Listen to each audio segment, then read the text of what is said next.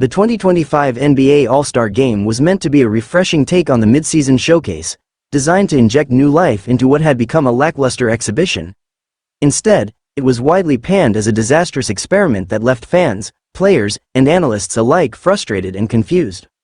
From the controversial three-game mini-tournament format to a poorly received broadcast and an excessive amount of Kevin Hart, the event quickly spiraled into a spectacle for all the wrong reasons. For years, the NBA has struggled to make the All-Star Game competitive. The league has experimented with different rules, such as the Elam Ending, and even ditched the traditional East versus West format in favor of a captain-driven draft. But this year, the NBA took an even bolder step, introducing a three-team mini-tournament. The concept was simple. 3 teams would compete in a round-robin style format. The first 2 games would determine who advanced to the final. The winners would then face off for the All-Star title. But from the moment the teams were announced, problems emerged.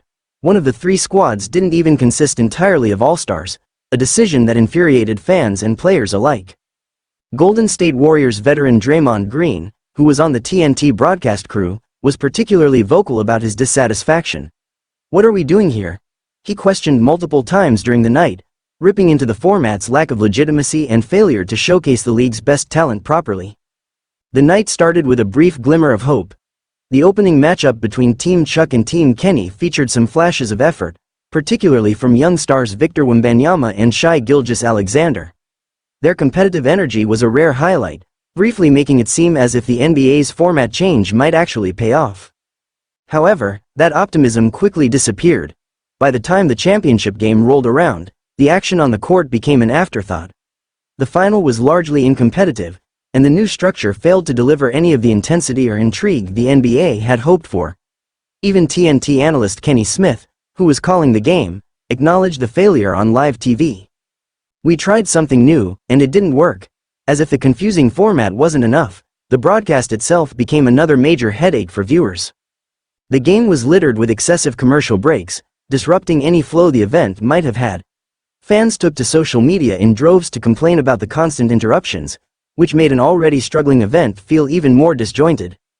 Then there was Kevin Hart. The comedian and longtime NBA All-Star Weekend staple had a massive presence throughout the night, and not in a good way. While Hart has been popular in past All-Star games, this time, his over-the-top involvement felt forced and excessive. Many fans felt that instead of providing entertaining commentary, he dominated the broadcast to the point of distraction. Some even joked that it felt more like the Kevin Hart show than an actual basketball game. The backlash was swift and brutal. Social media exploded with fans calling for the NBA to scrap the tournament format entirely and revert to something more traditional. Even longtime supporters of the league's innovative approach felt this experiment missed the mark entirely. NBA Commissioner Adam Silver, who has long championed creative changes to improve the All-Star Game, will now have a major decision to make. While his past tweaks, such as the Elam Ending, were met with praise, this year's failure suggests that not every new idea is a good one. As the dust settles, one thing is clear. The NBA All-Star Game needs a serious rethink before next year. Whether that means returning to East versus West or another revised format remains to be seen, but after the debacle of 2025, fans are demanding